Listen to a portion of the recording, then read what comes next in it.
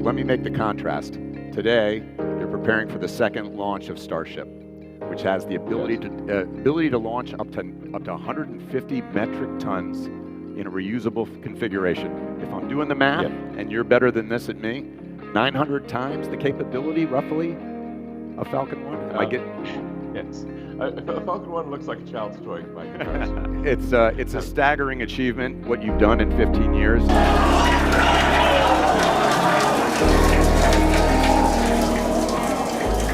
So what does success look like for this flight number 2? What does success look like for you? What are you trying to achieve? Well, I do want to set expectations, not too high.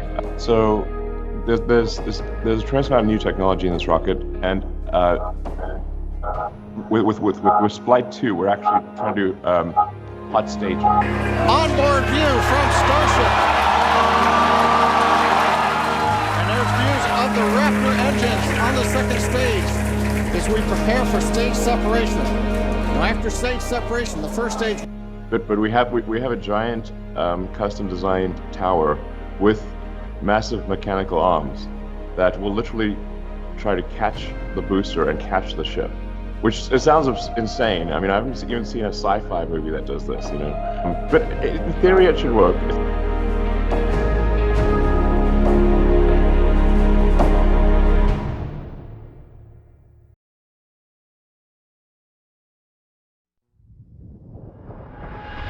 Welcome and greetings from the 74th International Astronautical Congress here in Baku, Azerbaijan.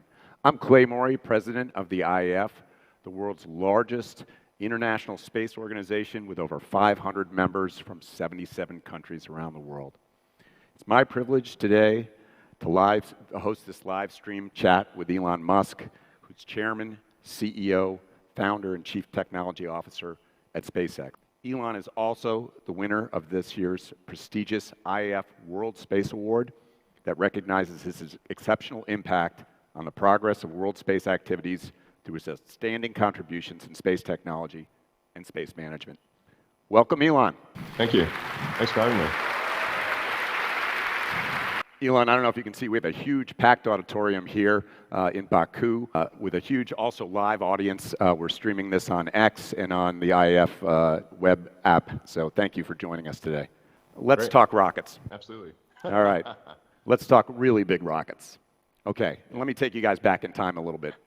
15 years ago, I think it was a week past, SpaceX successfully, on its 4th attempt, launched the Falcon 1 to space, to orbit.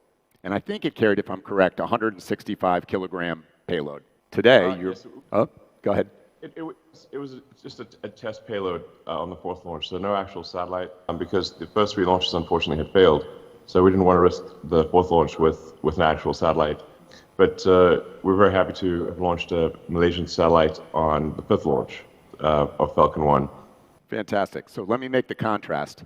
Today, you're preparing for the second launch of Starship, which has the ability to launch up to 150 metric tons in a reusable configuration. If I'm doing the math, and you're better than this at me, 900 times the capability, roughly, of Falcon 1? Am I getting?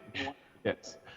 Falcon 1 looks like a child's toy by comparison. It's a staggering achievement, what you've done in 15 years, and all the team at SpaceX, I think we're all just in awe of how fast that progress has been made. And to pioneer reusability for orbital launch systems is, I think, something to be tremendously proud of, both for you and the team there. It stands, this vehicle now, I think something like almost 400 feet tall, roughly over 120 meters. It's a massive Starship spacecraft and super heavy rocket itself, collectively known as Starship, and it produces more thrust than the SLS system, the Saturn V, and Russia's old N-1 rocket. Is that correct? Yes. The current version of the Starship produces just over twice the thrust of Saturn V, and with the upgrades we have in the works, it'll do about 3 times the thrust. So Saturn V in the sort of old Imperial system would have been 7.5 million pounds of thrust. We're at about 16 right now, and we with future engine upgrades, we'll take that to about 20 million pounds of thrust. Amazing, simply amazing. So I know you guys have said you learned a lot from the April 17th, from this first launch attempt. There's been some upgrades to the vehicle. I think it's a Booster 9 now that you're launching with Ship 25. Is that correct? Geeking out on the Yes. numbers. Yeah, the kids that follow online. These numbers are maybe a little it's not quite the 25th booster, because what would happen is we would redesign we'd make a new design, and then we'd actually scrap units that were in progress. So it's 25 is perhaps it sounds like we built 25 units, but we haven't actually built 25 units. We built probably about 12. It's a lot. Yeah. So but the way you think of it really is that this is a Flight 2, and has a number of upgrades on both the ship side and the booster side. We've done a lot more with engine isolation, which is incredibly important. We've tried to draw as many lessons as possible from the Soviet N-1 rocket, which is probably the closest in design to Starship. I believe it had 29 NK-33 engines, if I recall correctly, and that was quite a high thrust rocket. And unfortunately, I think actually that rocket, on all things considered, was a great design, but did not receive sufficient ground testing, so never made it to orbit. But that would have been the sort of the closest, probably parallel to Starship. Really the biggest difference, the most fundamental difference of Starship is that it is designed to be fully reusable, with both the booster and the ship, or both the first and second stage, are designed to be fully and rapidly reusable. So for a truly profound revolution in mass to orbit, you have to have I call it the four R's: rapidly reusable, reliable rockets. RRRR. I love it. Like a pirate. R. Everybody give me an R. All right. So what does success look like for this flight number 2? What does success look like for you? What are you trying to achieve? Well, I do want to set expectations, not too high. So there's a tremendous amount of new technology in this rocket. We have actually changed the entire stage separation system from something that was I'm not sure how to describe this, but kind of just a rotation and flip. We're trying to move to a passive stage step system where you don't have pushers, essentially. To try to eliminate parts, there's no pushers, no interstage like Falcon 9 has, and with Flight 2, we're actually trying to do hot staging. So hot staging would mean that we light the ship or upper stage engines while the boost engines are still partially thrusting. So we throttle down and shut down most of the booster engines. Then we light the ship engines, and there's a vent area which looks comically small, actually, which hopefully is enough, because you're essentially blasting the top of the booster with the ship. Now, this is actually, from a physics standpoint, the most efficient way to do stage separation, and the Soviets and later the Russians made extensive use of hot staging. But of course, this is the first time we're doing it, so I would say that's the riskiest part of the flight for Flight 2. And if the engine's light and the ship doesn't blow itself up during stage step, then I think we've got a decent chance of reaching orbit. Technically, it's a scooch below orbit because it's going to do almost a complete circuit of the Earth, but then splash down somewhere in the Pacific, just off the coast of Hawaii, because the ship is designed to re-enter and has a heat shield.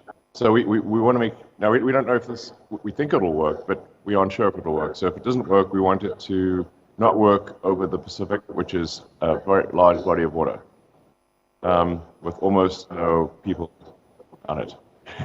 So. Excellent target. Excellent target. Yeah, exactly. I mean, I always think it's funny that people call Earth because Earth is water. Earth is 70% water, and if you take an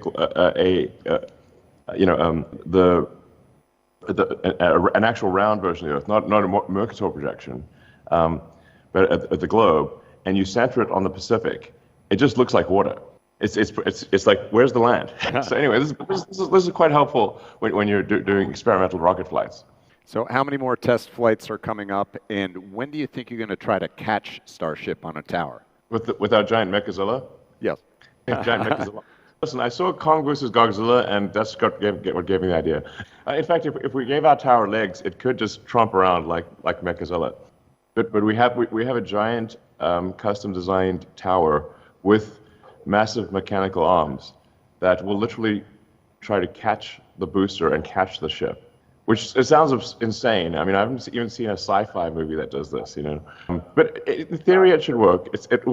Let's just say success is in the set of possible outcomes. I'm not sure what the probability is, but success is somewhere in that. Is success possible? Yes, I think it's possible. In terms of catching it, I think. Well, for the ship side, we obviously want to make sure that it actually comes in fully intact and lands at a precise location in the Pacific before. We try to catch it at the launch site because we're taking every precaution we can so that we do not risk any human lives or destruction of property. So it'll be a few flights. So for the ship, it'll be when we see the ship landing at a precise position in the water. That's when we will try to catch the ship with our Mechazilla on the tower. The booster, obviously, booster flights we've done many times on Falcon 9. So we're much more familiar and have much higher confidence with booster recovery.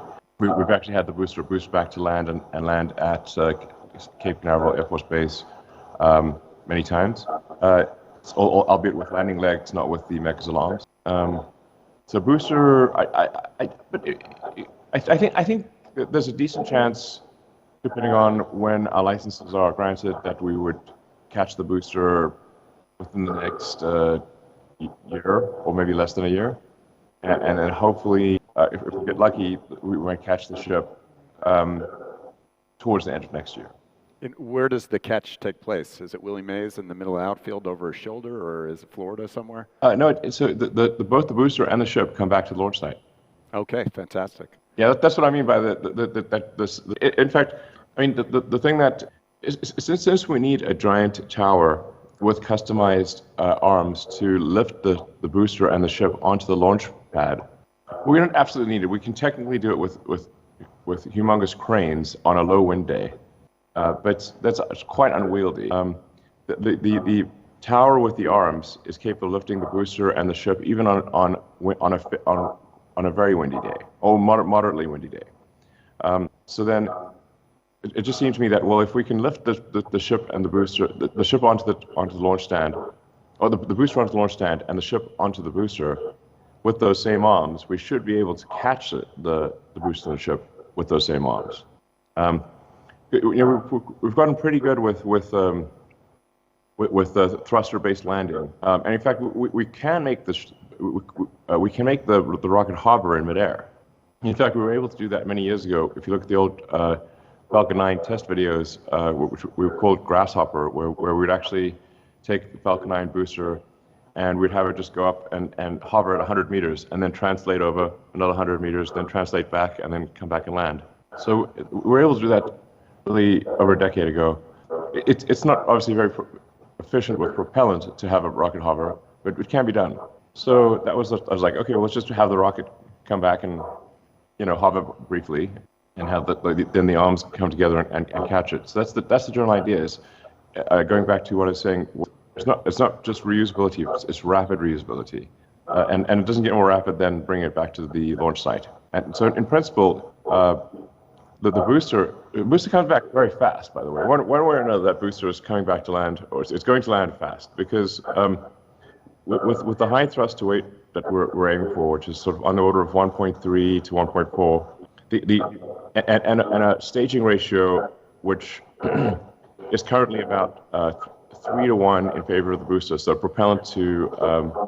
propellant on booster to propellant on ship is about 3 to 1 on the current version, but it's trending closer to 2 to 1 with future versions. That means that we're shifting more and more of the delta V burden to the ship side. That means the booster actually uses up its propellant quite quickly, and will trend towards only about 100 seconds or so a booster flight, and the booster will immediately flip around, boost back to the launch site and land.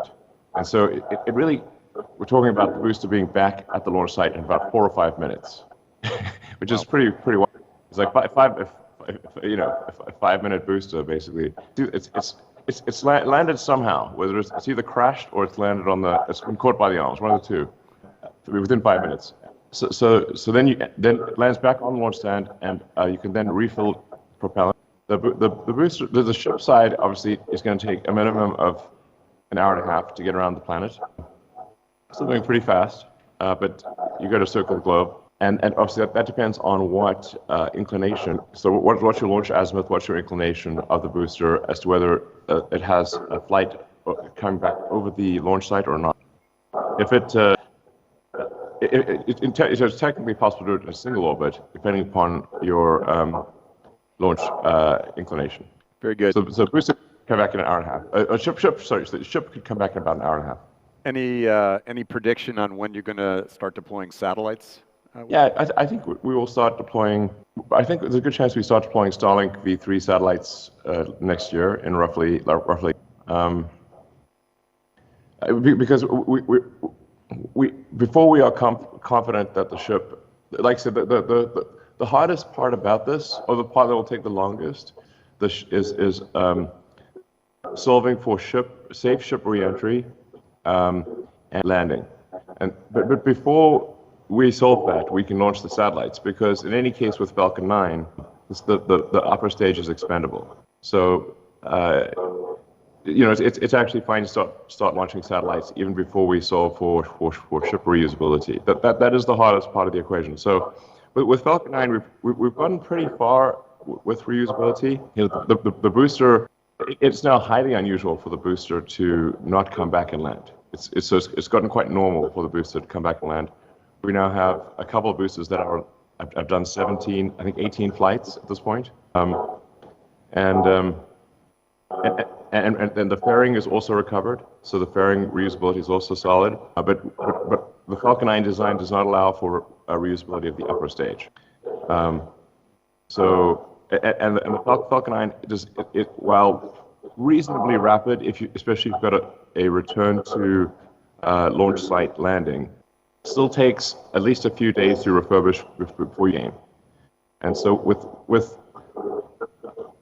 Starship, actually more profound than the size is the fact that it is designed to be fully and rapidly reusable. The reason for the absurd size is that we're trying to build something that is capable of creating a permanent base on the moon and a city. That's why it is so large. Otherwise, we could make it much smaller. So I think the diameter of Starship inside the envelope is something like 9 meters, and inside the top envelope is about 17 and a half meters of usable volume. This is an incredible amount of space, right? Unheard of volume. What does that open up the possibilities? What kind of things can we fit in that space? What does it mean for the industry as we look ahead? Maybe you can give me how many whales or how many Starlinks can you stuff in there? I don't know what the right metric is, but give us a sense of size. Well, I mean, like when you step into the Starship fairing or payload volume, it looks like a cathedral. It looks absurd. It's like, wow, this is ridiculously gigantic. That was my first impression when I first went up there in a man lift and climbed through the little hole for the Starship initial rough prototype. I was like, what have we done? This thing is ridiculously. So now this actually can be great for science, though. One of the exciting projects that we're working with is with the Sol Perlmutter at Berkeley on a telescope, a space telescope that is able to use it's got an enormous lens. I think it's perhaps a 7 or 8 meter diameter lens. It's actually a satellite that was meant for the lens was meant for a ground-based satellite. But if you then take that same satellite and put it in orbit, its capabilities are greatly enhanced because you don't have the obfuscation of the atmosphere. So that's why, for example, the Hubble, which is actually a fairly small telescope, can do better than I think any historical ground satellite, especially in the visual spectrum. So we're very excited about what it can do for space science, because really at this point, especially for any photons where there's interference with the atmosphere, so any sort of short wavelengths, you really want your satellite to be in vacuum.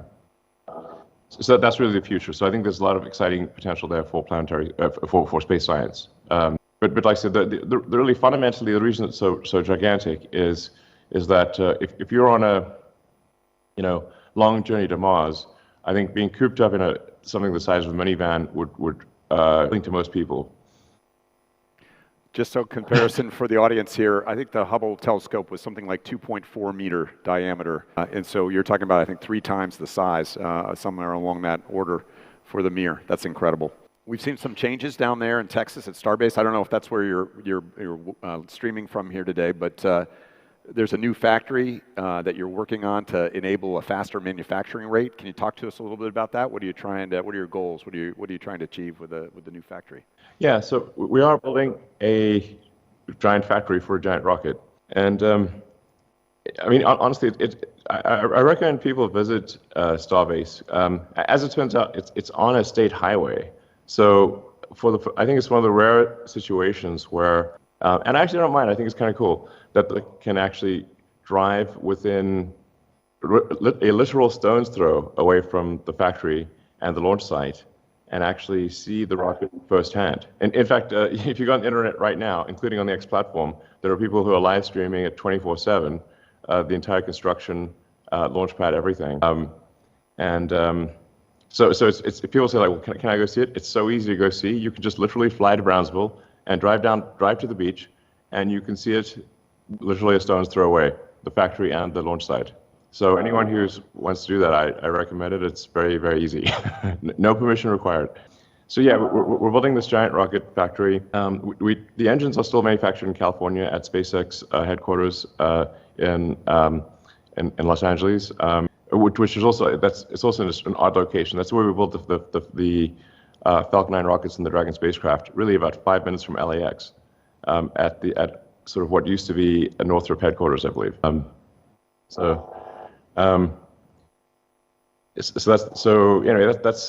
yeah, we're building this giant factory. So the thing is, so in order to, if you look in the grand scheme of things, say, okay, what is required to have a self-sustaining base on Mars or city on Mars? You have to really think of it in terms of very large tonnage. And if we can even get the tonnage estimate to correct to within an order of magnitude, I think we'll be doing well. I think we should probably aim for something like 1 million tons of useful load delivered to the surface of Mars, which requires roughly 5 million tons to Earth orbit. So, because you get about 20, for whatever mass you get to Earth orbit, you get about 20% of that mass landed to the surface of Mars. Give or take, maybe you can get 25% optimistically. So that's why this thing is so gigantic, is we've got to get 5 million tons to Earth to orbit, which hopefully gets about 1 million tons to the surface of Mars, and hopefully 1 million tons is enough to create a self-sustaining city on Mars. So talking about Mars, any new predictions on when I know this is your ultimate goal, your destination, any predictions on when Starship might land on Mars without crew, maybe a crewed flight? Any prediction there? Well, I think 3 or 4 years. 4 years. That would be something like. All right. I have to check with the Earth-Mars, have orbital synchronization about every 26 months. So you can't just fly to Mars when it's on the other side of the sun from Earth. That's unwieldy. So roughly every 26 months, the orbits are in the right relative position, and then you have the Mars transport window. So I think but I think it's sort of feasible within the next 4 years to do an uncrewed test landing there. Yeah. Didn't have enough on your plate. You're doing a lunar lander version, yes? Yeah. Well, really, Starship should be a generalized transport system to anywhere in the solar system. That's the intent with when you have propulsive landing, you can land anywhere, whether there's an atmosphere, no atmosphere.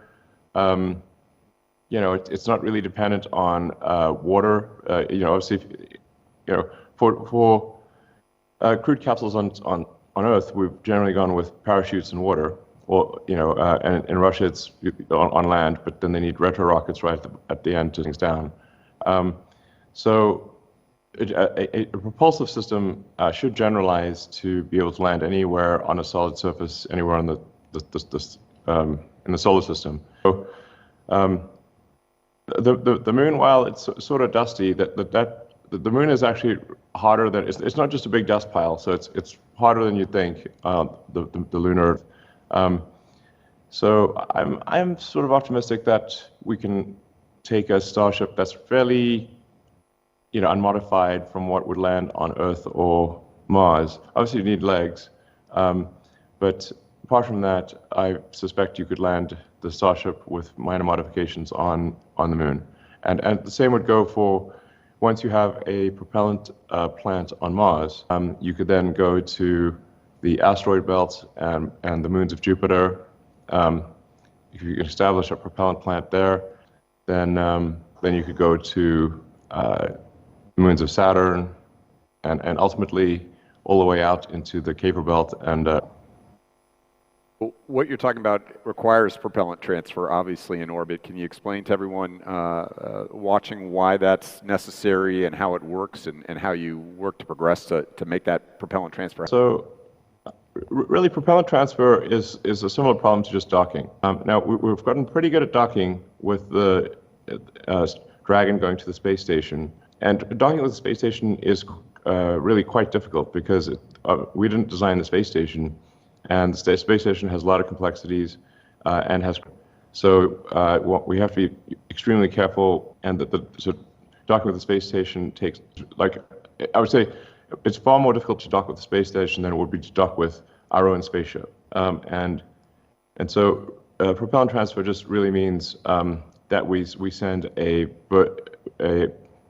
Starship up there with no payload, and it just transfers its propellant to a ship that is already there. So you have to dock with the ship that is going to Mars or the moon, and transfer the propellant from a version of the ship that has no cargo.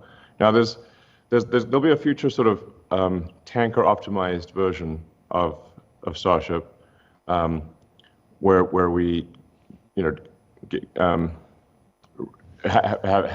we stretch the tanks and have little to no cargo space because that's the optimal thing for a tanker. But you don't have to do that. That'll increase the propellant load of the tanker, or the propellant transferability of the tanker. But it's not absolutely necessary. You could in theory use an unmodified Starship and transfer propellant that way. So I would imagine that you're doing this, and you may have multiple launches in either rapid succession or maybe multiple pads launching multiple versions of the vehicle. Does that all take place from Texas, and how quickly do those launches have to take place to make this work? Yeah, we'll have a launch site in Texas as well as in Florida. So we've actually partially built a Starship launch pad at Pad 39A, which is where we launched Falcon Heavy and our crewed. So we've partially built, and we'll fully build that out over time, and probably have at some point a greenfield location for Starship at the Cape. Now, in the sort of, you say like 4 or 5 year time frame, where perhaps we're launching several times a day, then we may need to go to an ocean-based platform. Just if you're launching, I don't know, 10 times a day, that might be a bit much even for the Cape. I don't know, so we may end up doing platform-based launches from a specially designed sort of ocean-going platform. But we will need to do a lot of launches. I mean, we're talking about thousands of launches per year. So. And so you do get up to the sort of what I was talking about million tons or 5 million tons to orbit, that if you've got, 1,000 launches a year, each of which do over 100 tons, that's 100,000 tons of a cargo, per year to orbit.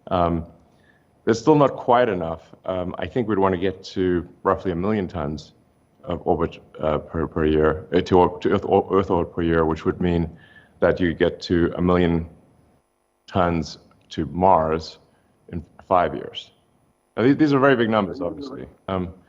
Just put things into perspective.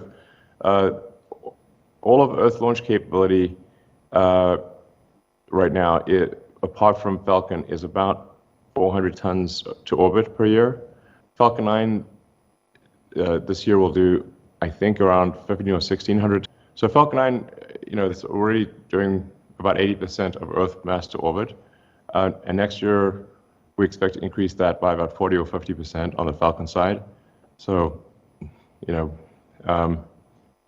maybe 2,500 tons to orbit for Falcon next year. But these are still small numbers compared to what's required for essentially making life multiplanetary.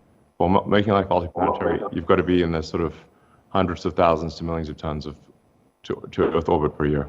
Unbelievable numbers, really. As somebody who worked in the launch business for several years, it's incredible for me to even try to think about that much mass to orbit in 1 year.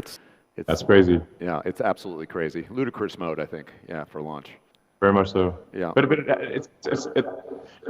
it's either we do that or we're a single planet species forever. So we either achieve those kind of numbers, or we will never have a self-sustaining city on Mars.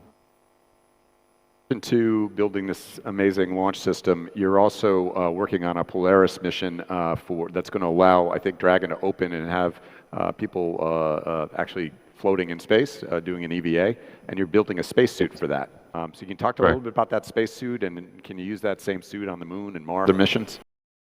Yeah. So the SpaceX spacesuit, we do expect to evolve that to be something that can be an EVA suit on the ground on the Moon and Mars. And it started off initially as really just a pressure suit, just in case there's an emergency depressurization of the spacecraft.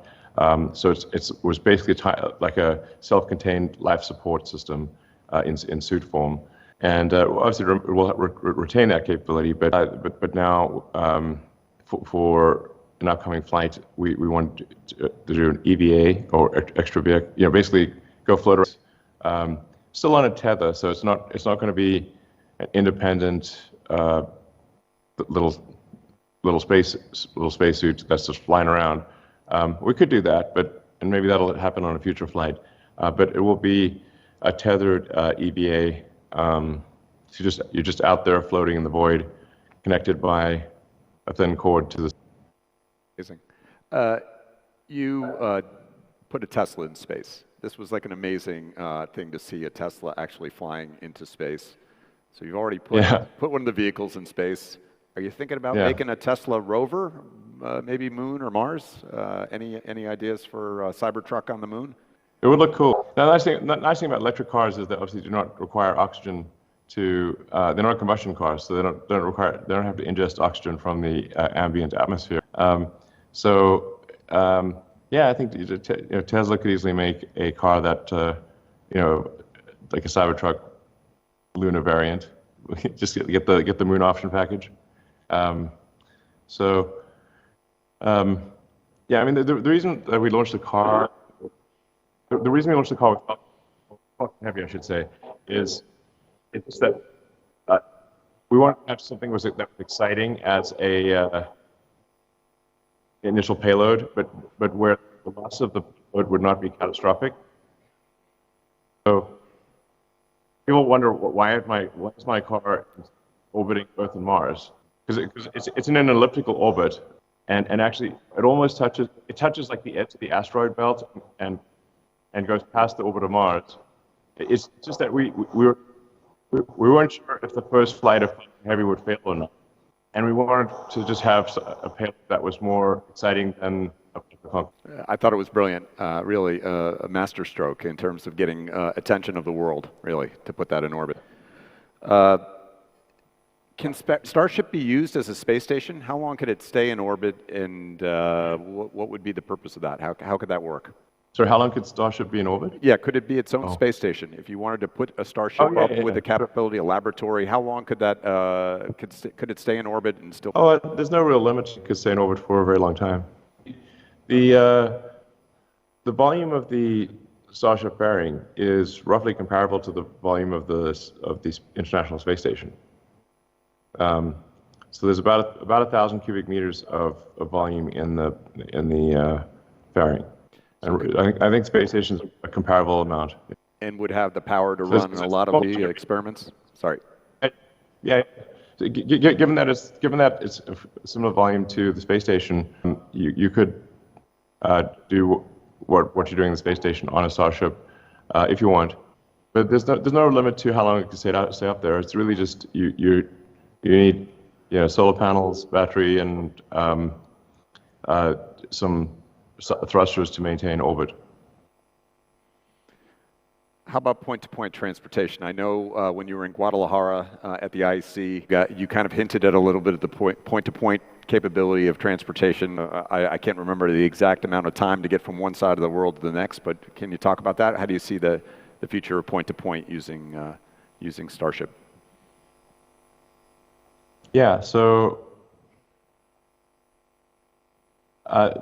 the fastest way with known physics to get from one place to another on Earth is with an intercontinental ballistic missile. This is why ICBMs with nukes are kind of like the ultimate weapon. Now, in this case, it's sort of delete the nuke at landing, but it's certainly very feasible. Obviously, if we can take off and land on Mars or the Moon, we can take off and land on Earth too. So it really comes down to a question of is it economically viable compared to long-distance aircraft? And I think our back-of-the-envelope numbers suggest that it actually has a shot at being economically viable for long-distance transport on Earth for a few reasons. The propellant cost is actually quite low, being liquid methane, liquid oxygen. The cost of liquid oxygen is primarily liquid oxygen. It's about 78% liquid oxygen by mass, and roughly 22 or 23% liquid methane. So the propellant cost is it's the lowest cost propellant you could possibly get on. And then because the rocket's moving so fast, you can use it in theory about 10 times more than you could use an aircraft. So so Falcon 9, Starship can go from, let's say, Los Angeles to Sydney or something like that in 20 minutes, basically, maybe half an hour at most. So, whereas I think an airliner takes about 14 or 15 hours. So you've got something which is really much faster than an aircraft. And so for an airliner that you can do basically an order of magnitude more trips with Starship than you can with an airliner, which means that no pilots are needed. In fact, you can't pilot. This is not only a computer can pilot this because human reaction times are not fast enough. So then you don't have the pilot costs, you don't have the food costs, you don't really even need bathrooms if you can get there in half an hour. So it actually would work out that it's actually, we think, lower cost than long distance. Okay, you got a little chuckle here in the crowd about the no bathroom line, so I think people are looking forward to it. Yeah, I mean, it's less than half an hour. You say like just go before you hop on, and you'll be there fast. I mean, you could technically, have I don't know, breakfast in LA, lunch in London, and dinner in Singapore, and then be back in LA for bedtime. All right, you heard it here, guys. Huge round of applause here. So you're connecting now, I think, something like 2 million people with Starlink, right? With your satellite communication system and growing rapidly. You're mastering communications from space to Earth, from low Earth orbit. You're now doing inter-satellite links with this system. What do you see for Starlink being used as a relay, let's say around the moon, or for comm relay all the way to Mars and back? Yeah. Well, for Mars, you'd want basically like a laser relay system. Essentially, it sort of depends on what bandwidth you're looking for. Obviously, in order to have continuous coverage with Mars, you'd have to have some relay system, because you can't transmit. So when Mars is on, when the sun's between you and Mars, you have to do a bank shot through a relay satellite, so that your photons don't have to go through the sun. You have to say, well, we would want, terabit, maybe petabit level data transfer between Earth and Mars. So then you're gonna want probably some relay satellites along the way to be able to do that. It's a bandwidth thing. You'd want to use lasers, and then the laser beam is going to widen with distance, so that then you need to be able to receive the laser beam before it gets too wide. This means that you need a series of satellites in order to communicate with Mars at its furthest distance, especially with very high bandwidth. You can obviously do low bandwidth with longer wavelength photons, but if there's a human city on Mars, you'd want to have very high bandwidth. So therefore, a bunch of lasers. And satellite, Starlink already uses lasers for inter-satellite communication. So if I may, just a couple more questions. Throughout this week here at the IC, we've been inspired. There's thousands of young people here. I think 41% of our delegates are under the age of 35, which is incredible by any space conference metric. We get a lot of young people here.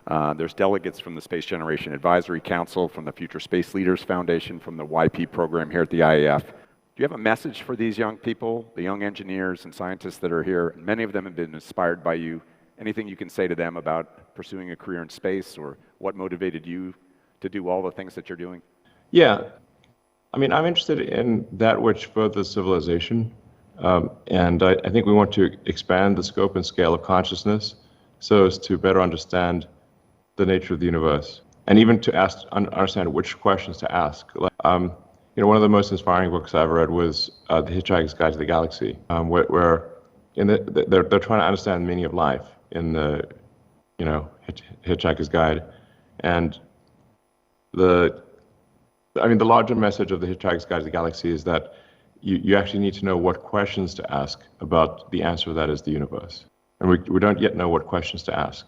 So I'm just curious, really. I'm just curious as to the nature of reality. Where does it all go to? Where does it come from? Where are the aliens, for example? Are there aliens? Are we alone? People often ask me if I'm seen any evidence of aliens, and I unfortunately have seen no evidence of aliens yet. We are the aliens, as far as I can tell. And I think if anyone would know, it would probably be me, and I have not seen any aliens. So what that perhaps suggests is that this tiny candle of consciousness that is humanity is all that exists in a vast darkness, and we should do everything we can to ensure that the candle does not go out.